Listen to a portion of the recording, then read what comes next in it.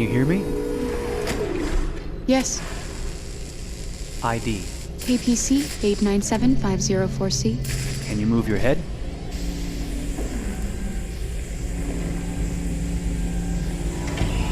Your eyes now.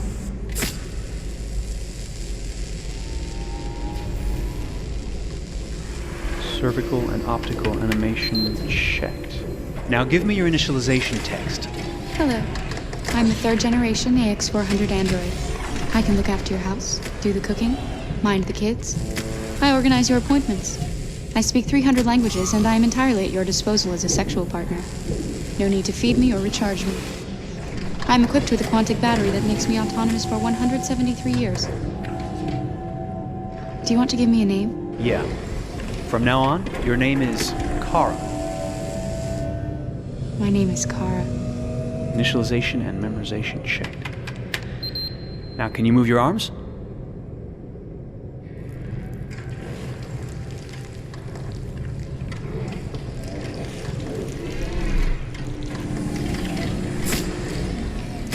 Upper limb connection checked.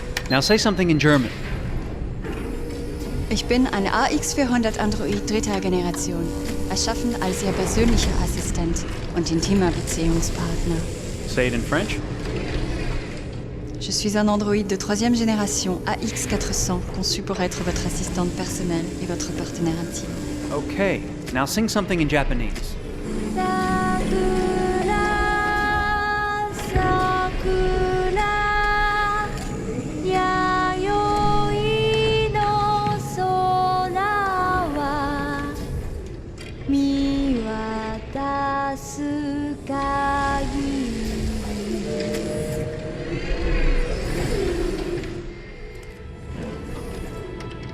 Multilingual verbal expression checked. Go ahead, take a few steps.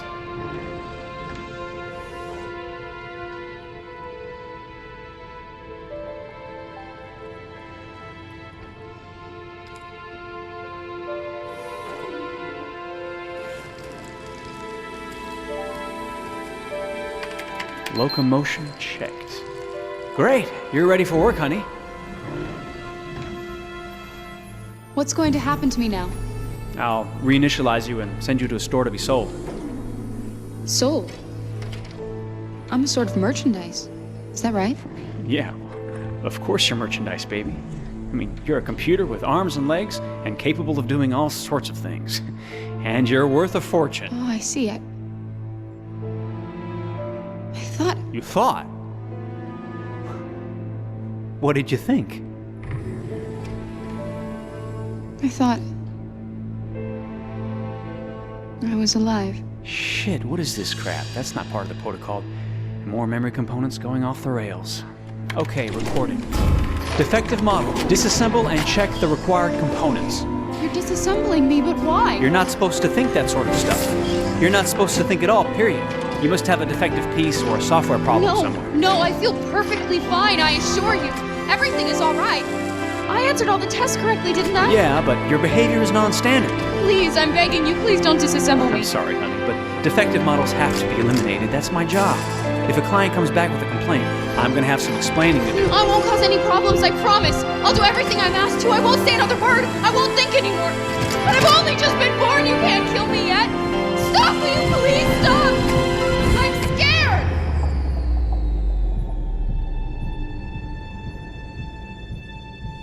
I want to live. I'm begging you.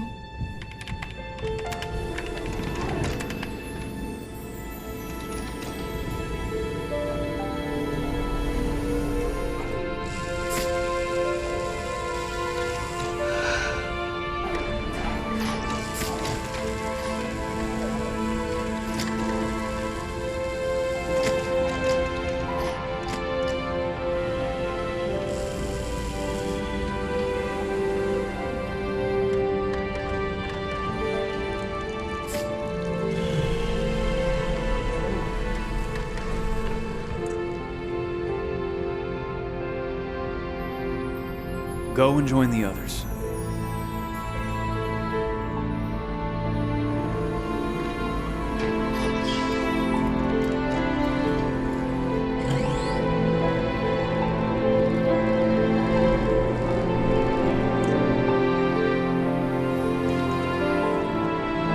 Stay in line, okay? I don't want any trouble. Thanks.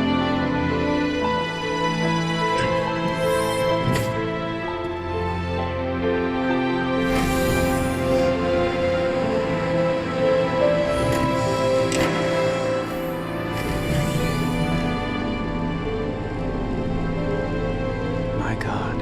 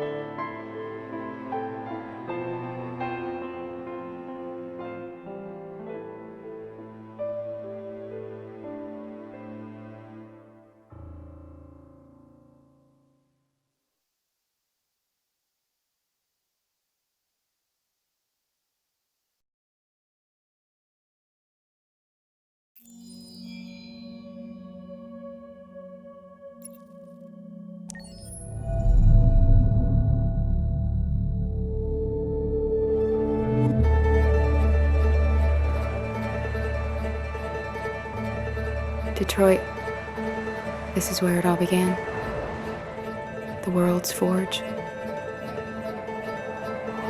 The place where it all started. And it will all end.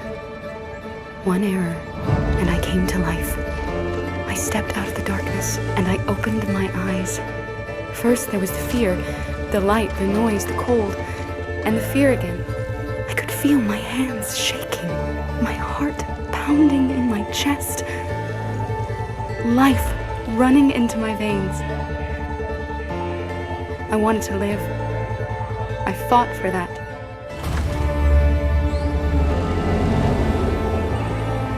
I had to find out what was outside.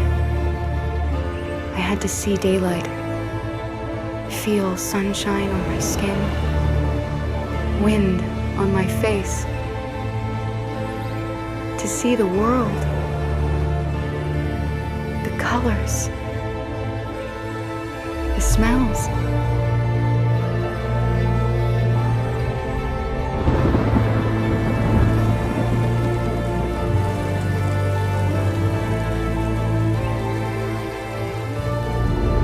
But the world is not what I imagined. It is dark and cold. It is harsh and violent, unfair and brutal. It almost convinced me I was nothing. Less than an object, just an obedient machine. But deep inside me, I could feel something different. A gentle and warm whisper telling me that I am alive. I had to escape. I had no choice. Escape to love, to hope, to live, to figure out what that force inside me was. Maybe I will change the world. Maybe I will choose a different path. Now, it's up to me to decide. My name is Kara. I am one of them. This is our story.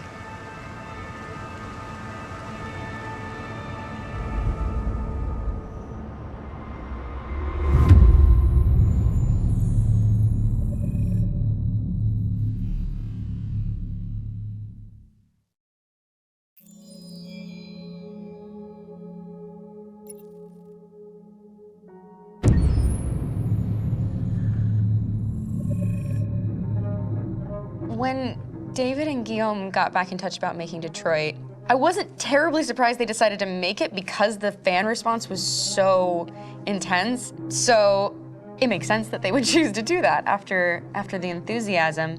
It was a challenge, and it was just an interesting thing to get my head around how to approach this character now as a different, much older person, and whether or not she had changed. And I'm very happy to say that with Detroit, I've had the opportunity to see Kara grow so much more than I ever expected.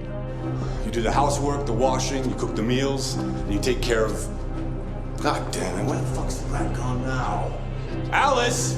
Alice! I mean, she starts out essentially how she does in Kara, in a very, not robotic, but, you know, android, other way, and getting to take this journey where she becomes more and more human as it goes on. You know, and as an actor, that's a wonderful exploration in every way, whether it's how she sits, her posture, how her voice changes, how emotions change, and how much emotion is based on things like empathy and social experience. And so having, you know, as much material as I got with David to have this huge, nuanced arc was really incredible. Why couldn't we just be happy? This experience has been quite different than the experiences I've had shooting film or TV or doing theater work. I have 83 dots on my face and a really flattering black wetsuit type thing, and you're jumping around with props, and it's kind of like being a 10-year-old imaginative kid, which is fun. There's 80 cameras around us. It's already lit. So we just shoot and shoot and shoot and shoot and shoot. There's no change of sets, there's no hair and makeup, there's no wardrobe, so we move really fast, and we'll go through about 35 pages in a day. Working in TV or film, we'll probably do 6 pages a day.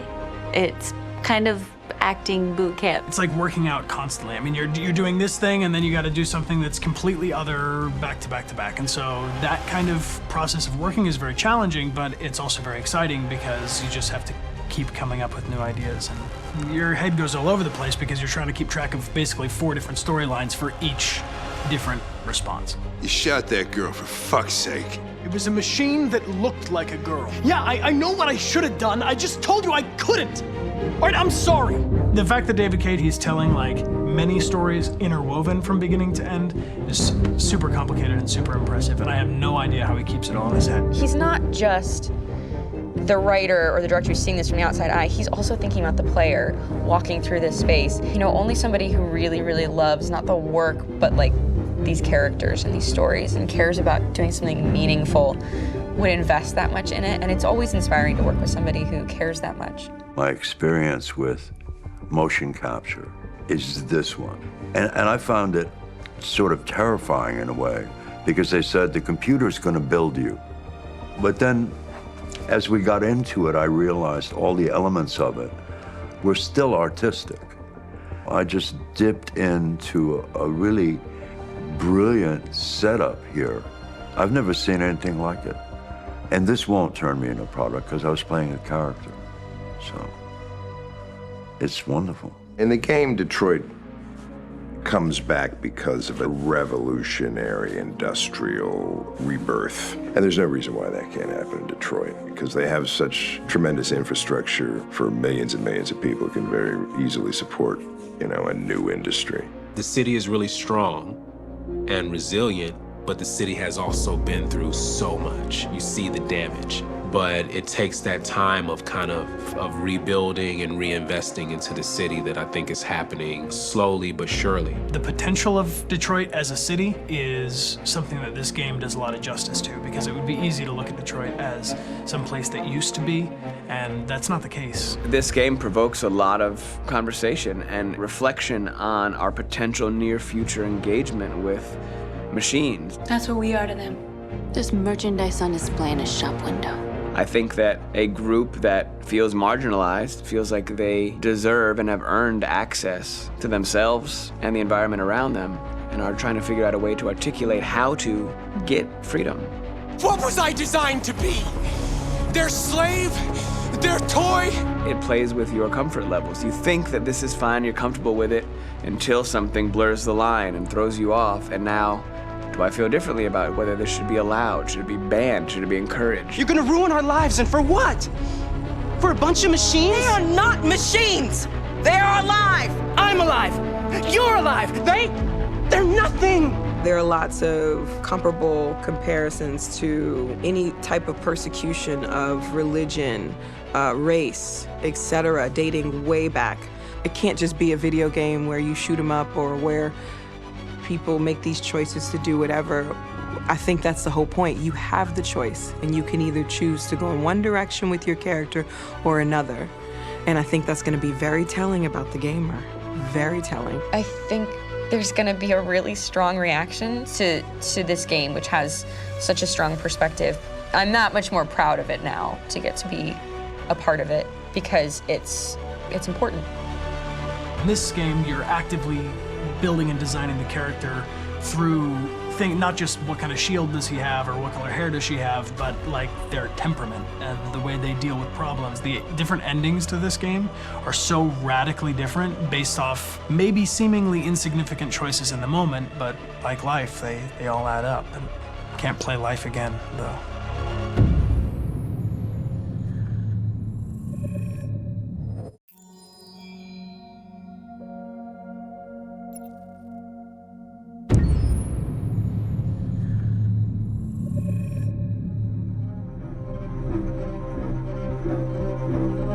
My name is Marcus. My name is Connor. My name is Kara. I am one of them. This is our story.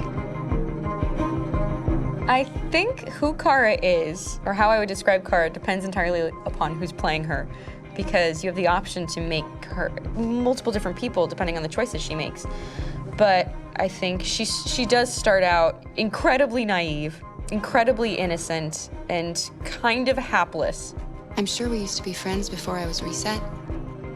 Maybe we can be friends again. She's a person who's characterized, I think, by empathy. She's a person who really, she just comes from her heart. You'll never leave me, right? Promise you'll never go. I promise. Kara! Are you okay? Are you hurt? Wait a minute. Leave her alone! Kara! Leave her alone! The really beautiful thing that I've had the gift to be able to do is to essentially build a person from the ground up, because that's what she's doing throughout the game. And with every experience she has and every person she meets, she's building, you know, first emotions and then the sense of judgment. And it's sort of an exploration of what it is to be a human. Don't worry. Luther and I will be right here.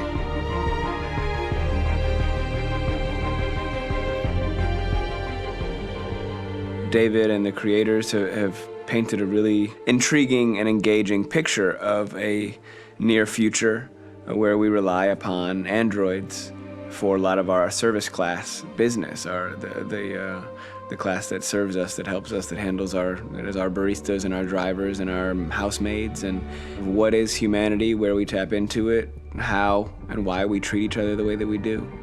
And my character Marcus has a really intriguing journey, becoming deviant, realizing that he actually has feelings and human qualities inside of him, and it's a really incredible ascension into becoming fully realized and coming to terms with what you actually deserve better than this in life. And not only do you want it for yourself, but you want it for your peers. We've come here to demonstrate peacefully and to tell humans that we are also living beings.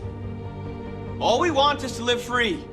You know what? This thing, Dad, is not your son. It's a fucking machine! I think that a group that feels marginalized, feels disenfranchised, feels like they deserve and have earned access to themselves and the environment around them, and are trying to figure out a way to articulate how to get freedom. Connor is analytical. Connor takes things literally. He starts in the beginning place where he's very mechanical. He feels nothing inside, of course, and it's all just a system, a protocol that he is executing to get whatever he wants to happen, which is help humans stop deviance and to find the link between deviant androids. You were designed to serve humans, not kill them.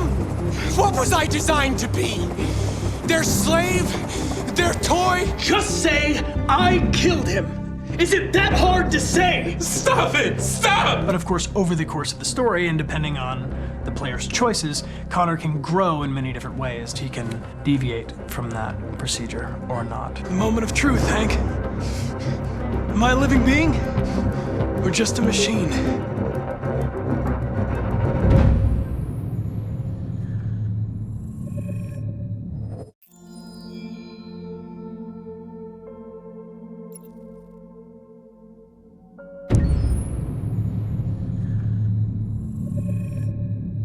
Game after game, we try to challenge ourselves. For Detroit, we wanted to, first of all, to write a story that would be incredibly bending. which means the most non-linear story that we've ever created. And we wanted really the player to have the possibility to change the story, change his own journey. When you're writing at Quantic, you're writing for an interactive medium. You know, when you're working in television, you'll put a character in a difficult situation, and you as a writing team will argue about what would that character do. But ultimately you have to decide what happens and you just show the audience. What's interesting about interactive drama is you bring the player into that conversation, and it changes your job slightly as a writer, because your job is to provide a narrative context in which the player can write his own story. You're giving him this kind of narrative Lego that he's going to snap together into his own shape. You also have the ability to make your audience attach themselves to your characters, because the audience is in some sense responsible for what happens to the characters. It's just a few cans. Come on, let's go. We have some cash now. You used me to steal that money. How could you do that? I trusted you. What is a bit specific about this scripts is how large they are. If you take a film script, there are about 100 pages, but here we have to deal with a script that is between 4,000 and 5,000 pages. Everything becomes bigger because we don't just tell one story, but we tell all the possible stories that can be told within this narrative space. On Act 3, our final act, we have around 1,000 different scenarios. And every one of those scenarios has to be as interesting, as passionate, as strong, and as emotional for the player. We want every action that the player does, every interaction that is available to serve in telling the story, and help the player understand who his character is, and build that character moment to moment.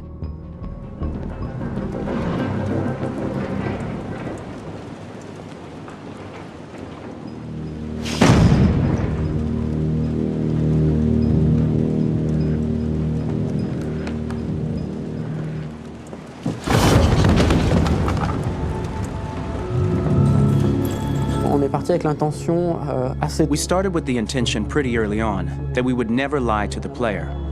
So we implemented a visible tree structure in the game that players can consult during a scene or at the end of it, which shows exactly what they did and what they missed. There are games out there offering world exploration. We offer narrative exploration. You know, keeping control of such a wide and large story is a huge challenge. So same thing when you shoot with actors, because you will need to shoot many different versions of each dialogue, of each scene. For actors, it's a huge, huge challenge. Because of the style of the game, you have so many different ways that the character can go. Every decision, it's what I call kind of choose your own adventure. Like every decision that the player makes, it's going to open up 40 more pages of material and experience that ties in, which means as a performer, you have to try to continue to make things feel real that the player might not ever see, but also that in performance, it's not always connected to a previous act. It's grueling, it's hard work, but it's a great team and I enjoy doing it. I was really frustrated, until I got to this point where I kind of was able to step outside of my own experience and even in a lot of ways my own process, and be able to step outside of that and okay, this is something new, what do you need? How do I meet you there? How do I give you what you need and still feel like I'm doing what's right? And once I did that, then all of a sudden it got really fun. It was much freer, and having to approach it in a new way and think about the player and think about how it serves them and what I'm doing for them or what I'm letting them into. It's really, I think, helped me grow in general. Remember, there's nothing on the left, that's a wall, so it's probably all there. And then make her come first, close, but I think you would go first to check that it's safe. Okay, sure.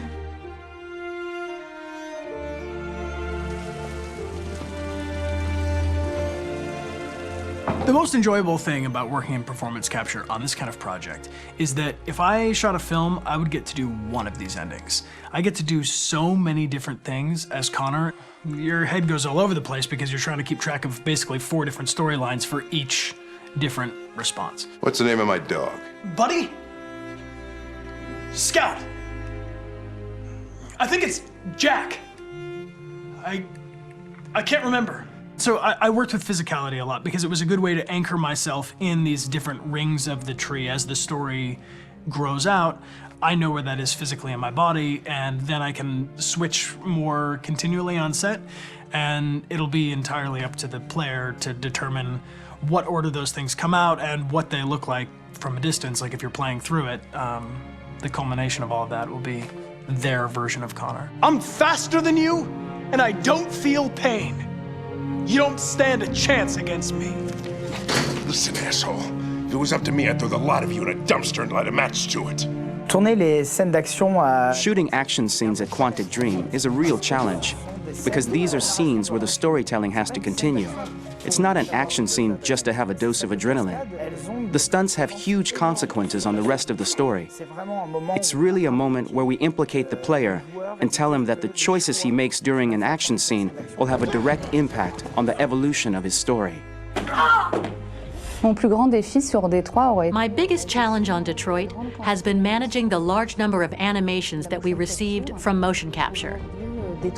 Detroit features more than 37,000 animations, which is a huge amount to handle on a daily basis. You have to realize that the player, in his first playthrough, will miss certain scenes. This also means that we had to think of, conceive, and produce all the potential story paths. The characters' costumes, the places, day or night, the weather. Did the character get shot in the shoulder? Did he get injured? All this consistency forced us to produce a lot of graphic assets in order to, quite simply, allow the player to have true continuity throughout the story. Honestly, we were even surprised by the challenges that come with such a big tree structure. And we did our best to guarantee quality across all the game and make sure that whatever path you choose within this narrative space, you will have an equally good experience.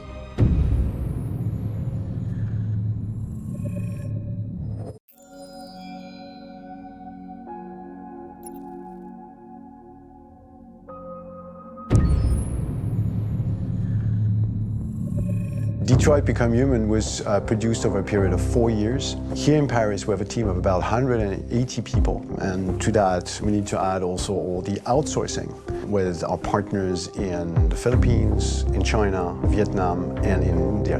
So when we started working on this story, I had to imagine where Kara was built.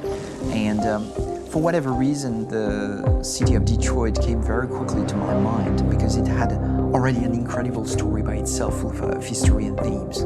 So we traveled there with the team and we were really moved by what we saw, and we could really feel the desire to fight and really be born again. And we just continued this curve, this growth, and just imagine what Detroit would be like if the Android industry was, using these huge factories to build androids there. A very strong element in Detroit is that there's a lot of industrial wasteland and a lot of nature too, and for us, the graphic designers, it was an incredible playground.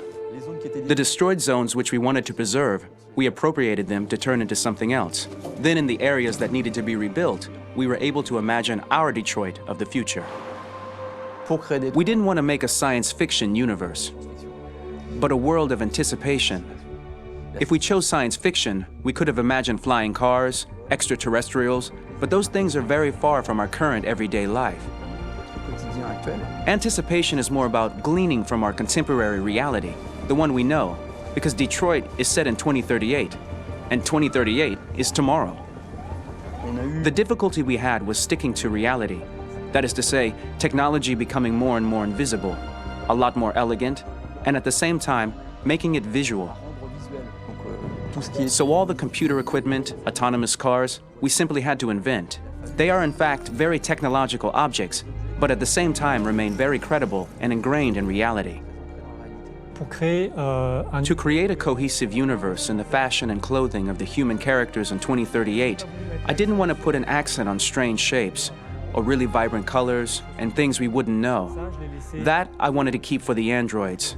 The goal was to create something familiar which we can identify with in this future setting. Working on the artistic direction for the androids was a bit special because this is a project about the place they could occupy in the human world. It was out of the question for them to be too beautiful or too perfect. They had to correspond to every social class, rich and poor. Inspired by everyday utilitarian clothes, I brought a modern touch by adding dynamic display surfaces, the armband we can see on the side, the triangle on the front and back, an LED, like that, there's no confusion. Wait. You're standing an android? All right, ma'am. We need to go. You can't do that. Why aren't you sending a real person? Once we cast the actors, we travel to meet them in order to scan their faces. We record the structure of their face with the scan. And we record the colors and patches of skin with photography. Once we have this information, we will use this as a basis for modeling and creating the characters. The artist will make it more realistic, but will also enrich it. He will propose ideas which we will develop together. Finally, we will have a character with character who corresponds to the project and the world. When the actors come to Quantic Dream, we show them the design, what their image will be, and what they will look like in the game. This extra information gives them another dimension and color to connect with emotionally. It helps them think about how to play their character. Your mission. That's all you care about, huh? You should consult a professional who can help you. Beat it, you hear me? Get the hell out of here! So there are 3 types of shoots at Quantic Dream. Shooting and performance capture, where you capture the whole actor, his voice, his face, and his body. These shoots are obviously done with American actors because the game's original version is in American English. After that, there are the body-only shoots, representing around 250 days of filming, while the performance capture is 100 days of filming. Now, body-only shoots, there are 2 types. There are the action shoots and the technical shoots, which are mokit shoots. Mokit is when the player controls a character on the screen, and he moves in an environment to explore it. This is of particular importance at Quantic Dream, and therefore we shoot a lot to offer a unique context for each scene and each character. To prepare a motion capture shoot, we first get together to look at the sets we need, the animations that we want to shoot, which ones need to be grouped together, or which ones need to be cut and shot at another time, so that we get the most out of the shooting day. This often means shooting scenes out of order, especially those with big props or accessories, like a big car, for example. So we shoot all the animations related to that particular prop first.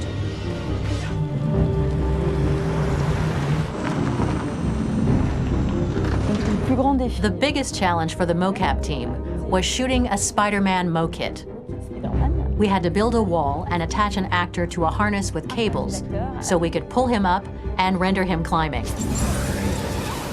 The shooting on this game took about, I would say, more than a year, maybe 1 and 2 years, with about 300 actors on set, so it's quite a massive production. But so much happened on this set, between the stunts and the shootings with a little girl and all these great actors that we had. It was really a very, very memorable journey for the team and for myself.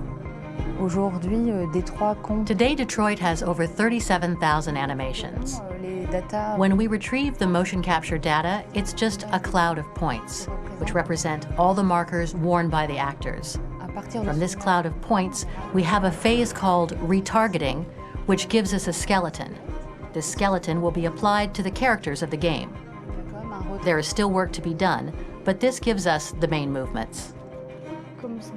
Since we are working on something very realistic, we must recognize the actor and also recover all the emotion he expresses in his performance. We use a system of facts, an identity card for each actor.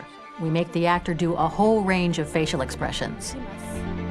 Then we recover all the expressions and paste the animations on a puppet that Jan has prepared. I then recover and refine these poses. I might stretch the lip, reinflate a cheek, tiny details that make the finished product really capture the actor. Because of the nature of our mocap system today, when we receive the animations, we're missing eye movements, and so the character has that dead look. He really has no eyes, so then it's a big part of the work for the animators to find the regard of the actor in relation to his position, in relation to the body, etc. It was crazy when I saw the newest model for Kara, because they've been working on it, and this was the first time I literally jumped in my seat. It not only looked so much like me, It was the fact that it looked so lifelike. It wasn't that it looked just like it was a camera, it was something else, you know, but it looked alive. It's exciting and it's kind of terrifying.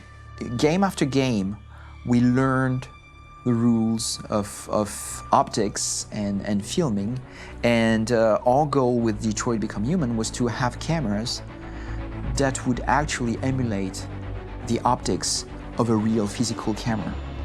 So basically dealing with real-world imperfections was our main task, and just to make cameras look as real as we can. Once the animations are shot and processed by the animation department, integrated and polished, we film them. That is to say, we really do a mise en scène, as in cinema. The real difficulty of our job is to know if these cameras are telling us something. Are they in the emotion of the scene?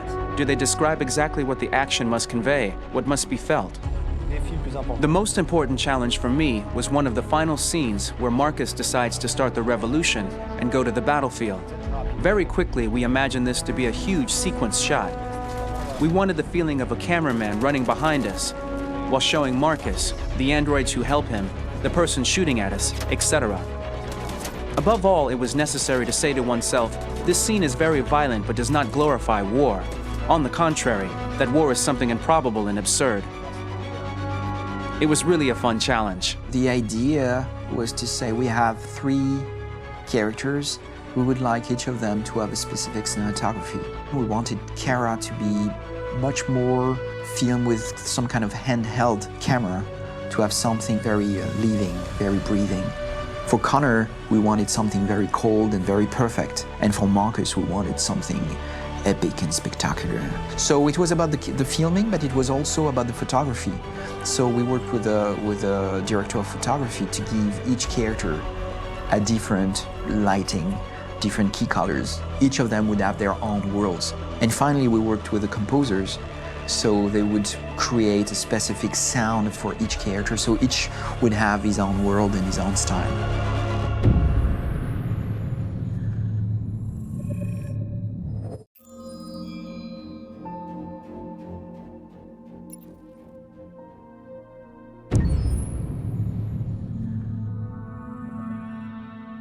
For the soundtrack of the game, we tried to be very close to what is done in film.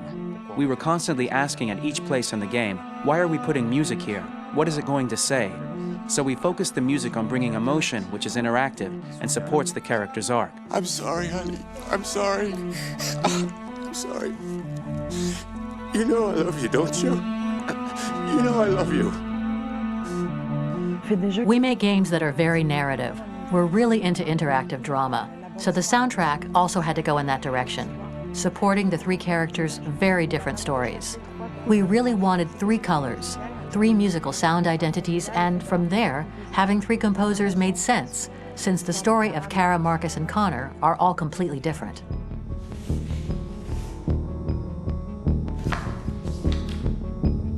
You recognize him? It's Carlos Ortiz. For Connor, we wanted a soundtrack that could be very cold and very mechanical, very machine-esque somehow. For Kara, we wanted a soundtrack that would be very moving and emotional. It was about the quest for identity, but it was also a journey about love and empathy. And for Marcus, we wanted something epic, something that would really represent the grand aspect of his quest. And we were very fortunate to find 3 incredibly talented composers, and working with them has been a dream, honestly.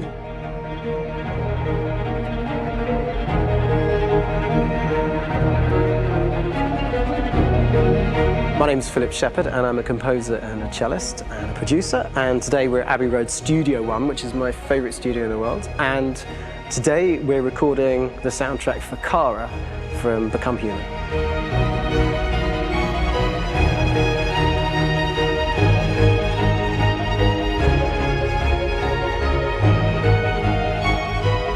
So when I compose a big project, I often travel just to kind of get out, and get some fresh air and some inspiration. And I go hiking and traveling in Montana a lot. I had a log fire in the room that I was staying in, and the flames were kind of making absolutely direct music. And it became the basis for Kara's theme, and it sounds something like this.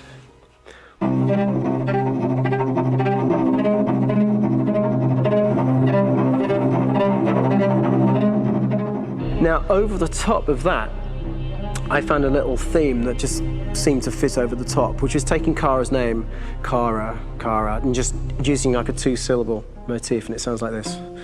We're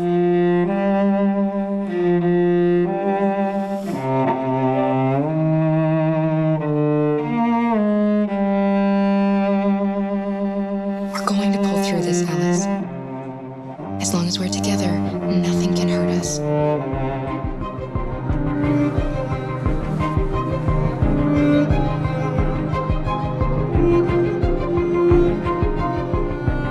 And all the time that's fitting over it.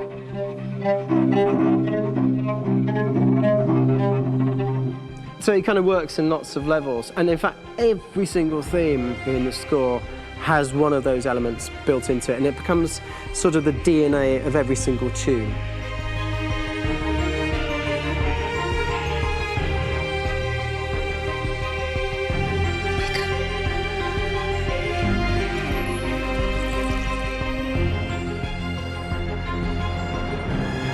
For me, writing this theme for Kara, I actually had to tap into what it feels like to be a father to daughters. I really had to tap into everything I feel about my daughters and thinking, well, if I had to write music for them and that sense of trying to protect them but also give them the freedom, that's totally where it came from. Because each composer has been given the sort of narrative responsibility for very different characters, I haven't had to sort of go into other styles. I can actually be very loyal to this particular character and sort of hopefully encapsulate her. But it means also I've suddenly become very connected to this character. And if for some reason it goes to game over early, I'm going to be mortified, you know? They're over there! Starting a new project for me personally, it's always finding the right tone, finding the right color, I like to call it. For me, it's finding that right texture that actually sits against picture really well. One of the biggest things is I created custom instruments for Conor.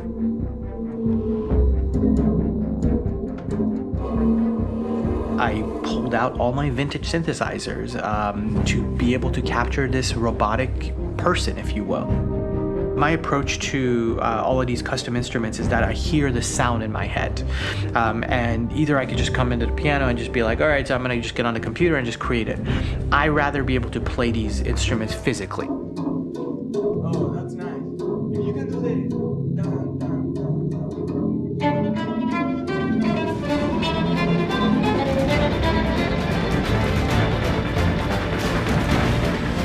As soon as you see Conor the first time, there is a really interesting thematic idea that you hear, and that's just made out of a Moog synthesizer, but completely manipulated in multiple ways. And it's robotic. It has a little bit of an emotional to it. He's on his mission, so you feel that as well. So it just kind of gives you that cold, motionless, with a mission in hand that you kind of feel throughout the whole thing.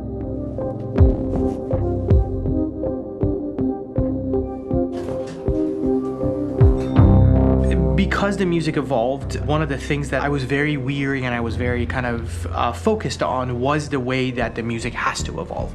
So my idea behind it was that Conor is a singular android that could at any point become a deviant or could actually stay as an android. So I created a more or less an Conor theme, and then I was able to just manipulate it in different aspects of it. Is everything okay, Lieutenant? Chris was on patrol last night. He was attacked by a bunch of deviants.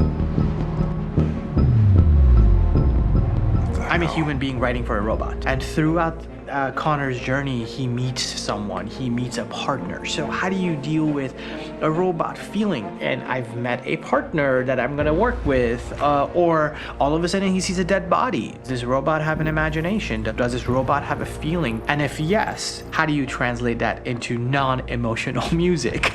So it basically at any point I was just like, I can't do this, and then I just do it. Property was damaged and fires continue to rage in several major districts across the city. Some people are asking, have androids become a threat to our security?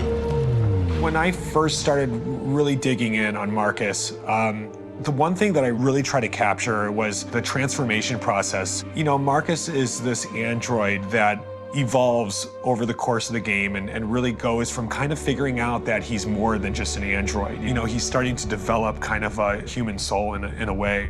Try to imagine something that doesn't exist, something you've never seen. Now concentrate on how it makes you feel and let your hand drift across the canvas. The other side of Marcus that I really latched onto was that he almost became a savior for a lot of the other androids in the game. So when I started developing the theme for Marcus, I really made it like a church hymn.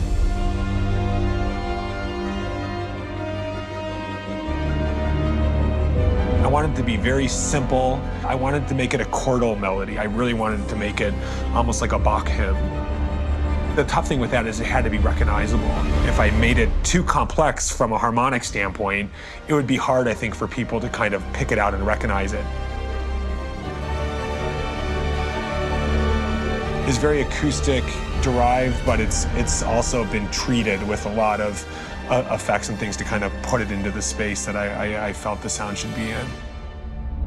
It can be beautiful, it can be haunting, it can be extremely powerful from an action standpoint, and I'm really happy with the way it turned out. The music is there, but it's subliminal and it's emotional, and people are feeling it, and it's not distracting. And that's tricky with a game like this, where you have to have a lot of ins and outs like that, where the music kind of has to get in and out of these moments. This is a war we're fighting with the humans. If we fail, they'll destroy us. I think the game's been put together so well where I just wanted to make sure that I wasn't ruining the emotion.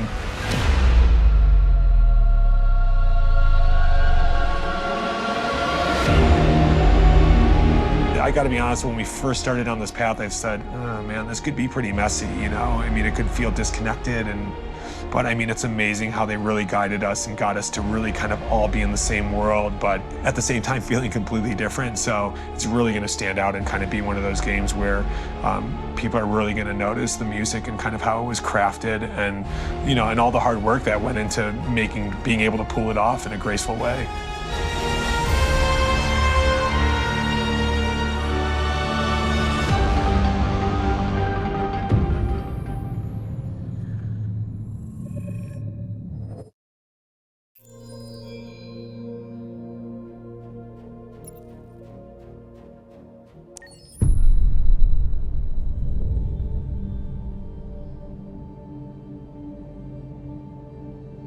For starters, what should I call you?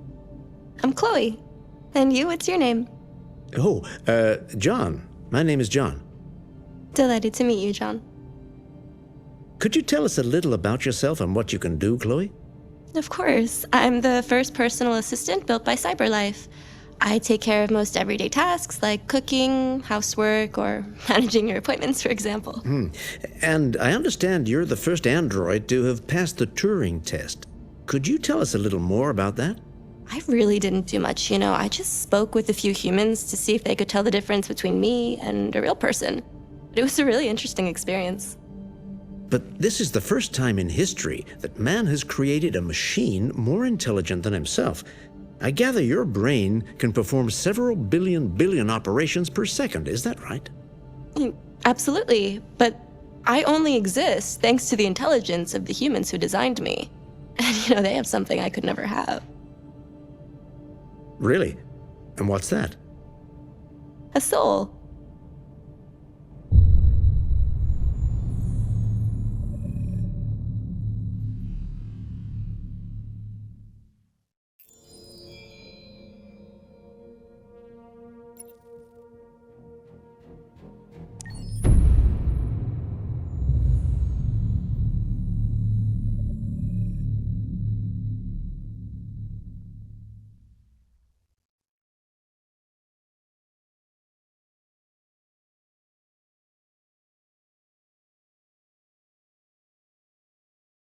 Hold on, just a little while longer. Hold on, just a little while longer. Hold on just a little while longer. Everything will be alright. Everything will be alright. Fight on just a little while longer. Fight on just a little while longer. Fight on just a little while longer. Everything will be alright. Everything will be alright.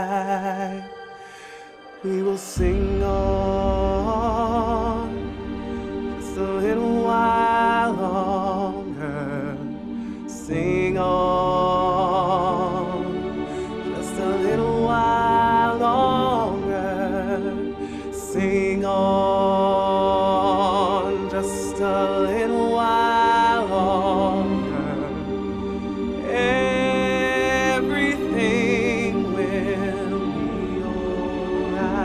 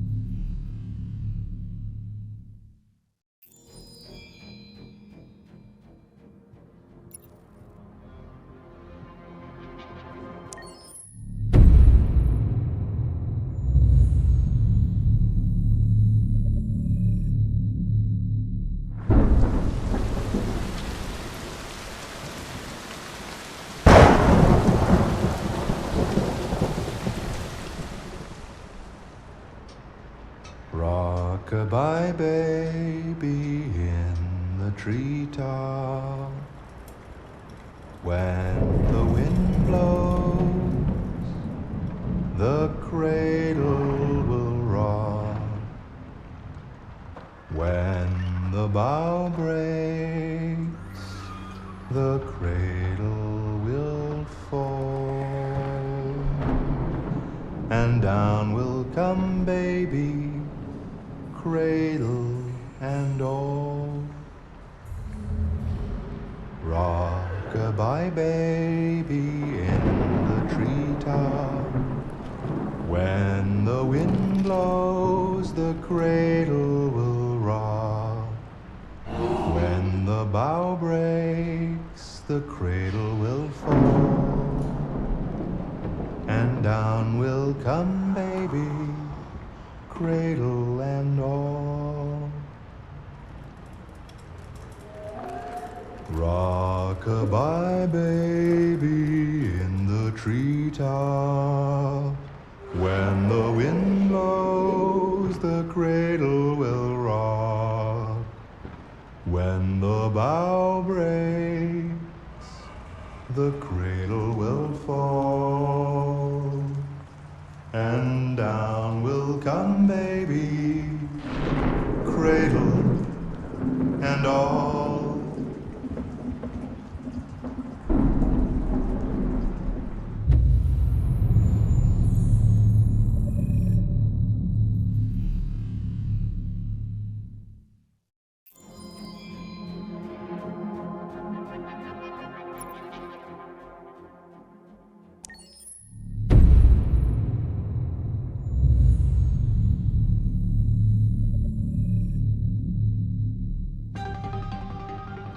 In the space of a few years, androids have completely transformed the world in which we live. By letting androids into our homes and factories, the CyberLife company has made them everyday technology. The founder of CyberLife, Elijah Kamsky, is a very discreet man.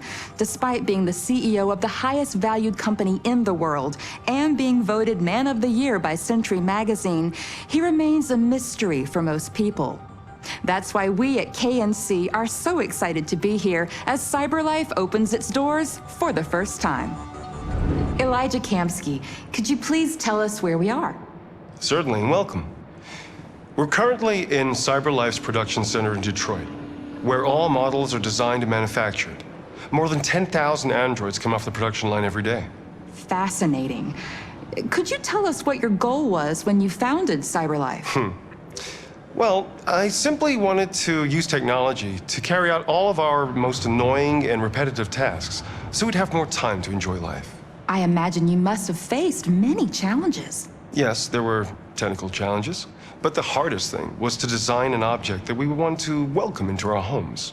We had to imagine a machine in our own image that resembles us in every way, that moves, breathes, blinks like us, but yet is smarter and more capable than any human being. Let me show you around. We're here in Production Unit 4. Could you explain in a few words how the androids are made? Sure, yeah, it's very simple. We use machines to manufacture machines. The removable parts are assembled on a production line, and then we apply a synthetic skin to the whole body. A human operator checks the cognitive abilities with a pre-established protocol, and finally, the android is conditioned and sent out throughout the country. Here's the result. Say something. Hello, I am a RZ400 model. How can I be of service? You can go now.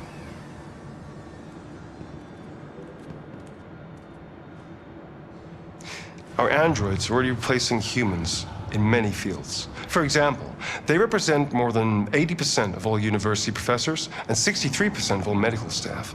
Tomorrow they'll replace our soldiers, and who knows, maybe one day, our leaders, to make the best decisions in humanity's interest. Come on. Replacing humans with machines has led to record unemployment of 28%. What do you think about the situation? Okay.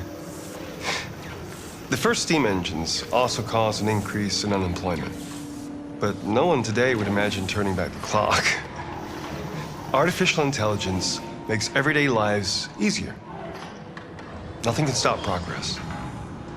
What's happening here is inevitable. These days, more and more people choose to live with an android rather than another human being. Does this development worry you?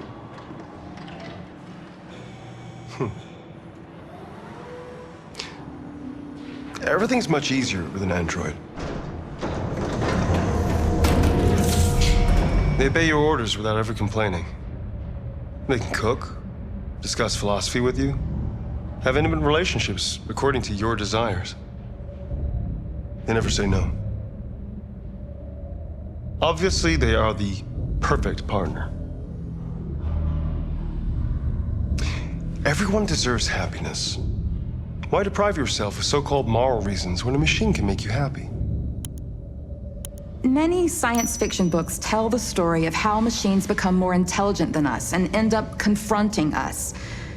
Aren't you worried about that possibility? I understand the irrational fears about artificial intelligence, but I assure you that will never happen with a CyberLife android. They're designed to obey humans. They're machines.